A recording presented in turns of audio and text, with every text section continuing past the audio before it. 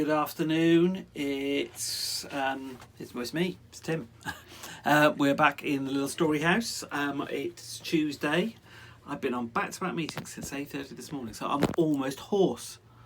But we are back in. We're not being back in the Enchanted Wood. I was just going to get it wrong. We are back in the land of the Adventures of the Wishing Chair for Chapter 2, and the first time with Molly, who appears in the book.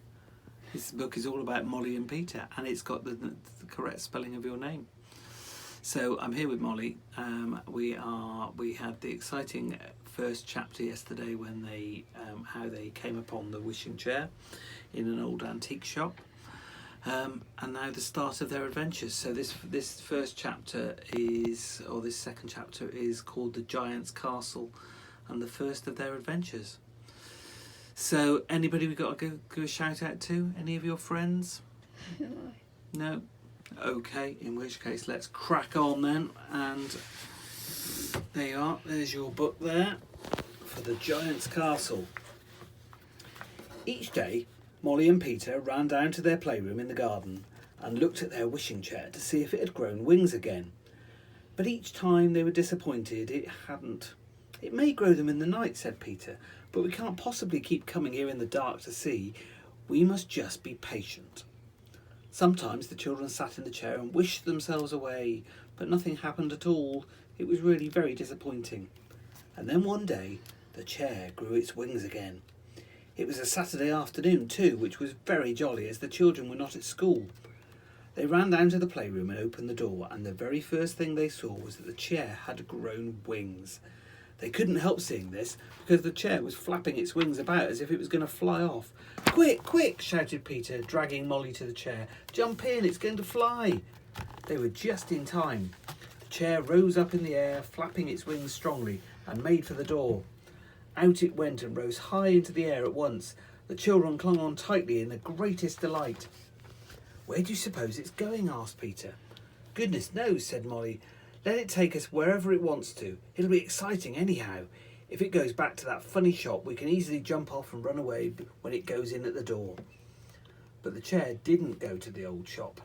Instead, it kept on steadily towards the west, where the sun was beginning to sink.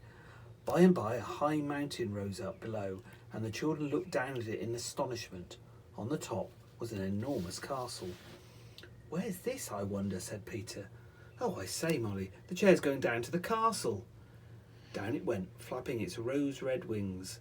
Soon it came to the castle roof, and instead of going lower and finding a door or a window, the chair found a nice flat piece of roof and settled down there with a sigh, as if it were quite tired out.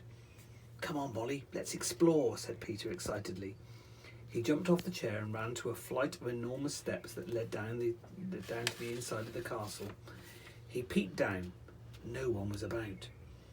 "This is the biggest castle I ever saw," said Peter. "I wonder who lives here. Let's go and see." They went down the steps and came to a big staircase leading from a landing. On every side were massive doors bolted on the outside. "I hope there are no prisoners inside," said Molly, half afraid. The stairs suddenly ended in a great hall. Children stood and looked in astonishment. Sitting at an enormous table was a giant as big as 6 men. His eyes were on a book, and he was trying to add up figures. 3 times 7, 3 times 7, 3 times 7, he muttered to himself.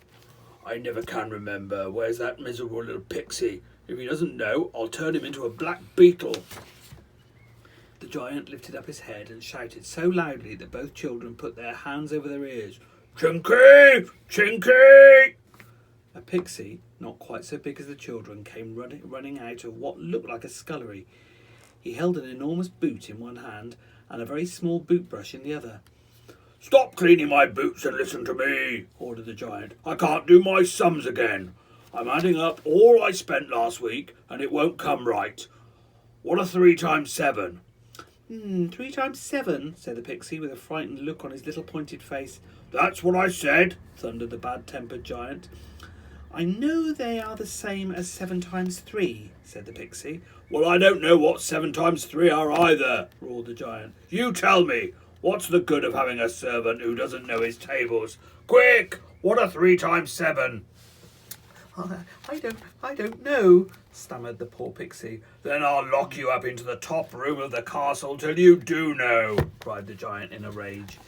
He picked up the pixie and went to the stairs. Then he saw the children standing there and he stopped in astonishment. Who are you, and what are you doing here? He asked. Well, we've just come on a flying visit, said Peter boldly. We know what 3 times 7 are, and 7 times 3 too, so if you let that pixie go, we'll tell you. You tell me then, you clever children, cried the giant, delighted. They're 21, said Peter.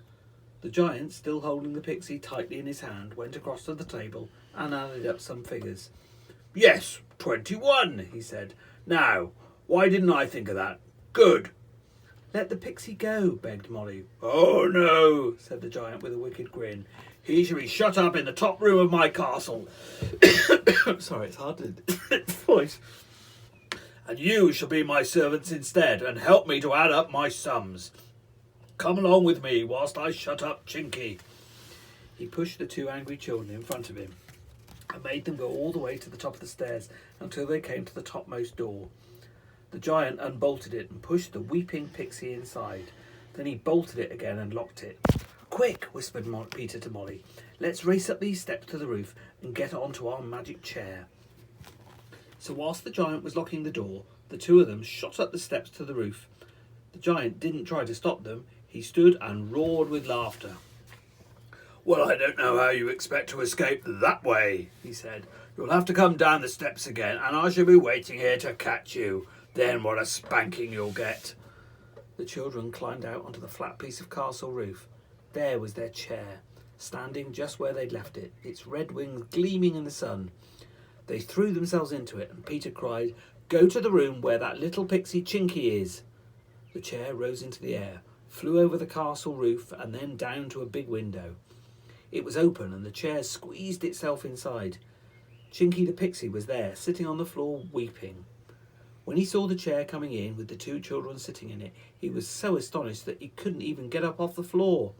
Quick, cried Molly, come into this chair, Chinky. We'll help you to escape. Who's talking in there? Boomed the giant's enormous voice. And the children heard the bolts being undone and the key turned to unlock the door. Quick, Chinky, shouted Peter, and he dragged the amazed pixie to the magic chair. They all 3 sat in it, huddled together, and Peter shouted, Take us home! The door flew open and the giant rushed in just as the chair sailed out of the window. He ran to the window and made a grab at the chair. His big hand knocked against the leg and the chair shook violently. Chinky nearly fell off, but Peter grabbed him and pulled him back safely. Then they sailed high up into the air, far out of reach of the angry giant. We've escaped, shouted Peter. What an adventure. Cheer up, Chinky. We'll take you home with us. You shall live with us if you like. We have a fine playroom at the end of our garden. You can live there and no one will know. What fun we'll have with you in the wishing chair. You're very kind to me, said Chinky gratefully. I shall love to live with you. I can take you on many, many adventures. Hurrah, shouted the 2 children. Look, Chinky, we're going down to our garden. And soon they were safely in the garden, and the chair flew in at the open door of the playroom. Its wings disappeared, and it settled itself down again with a long sigh, as if to say, Home again. You can make a nice bed of the cushions from the sofa, said Molly to the pixie, and I'll give you a rug from the hall chest to cover yourself with. We must go now because it's past our tea time, but we'll come again and see you tomorrow. Good luck. That's the end of that chapter, and tomorrow we've got the Grabbit Gnomes. I can't remember, did we meet the Grabbit Gnomes before in the Enchanted Wood? No. No? I don't think so. Maybe it's because we've read this before. That definitely That's rings a probably bell. why. I thought Moonface was in this one, but maybe it's the pixie. Yeah, no, I think it's Chinky the Pixie. There's lots of similarities, so you may find that we go to the same lands and things like that. I thought maybe Saucepan Man or the Moonface. They wouldn't be out of place. Yeah, they wouldn't be out of place. Well, maybe one day we'll write a long time ago, I started writing a book which was kind of an updated version of The Faraway Tree. But maybe there's a kind of like and a possibility of like a crossover of writing something that mixes the 2 worlds. Maybe you can help me.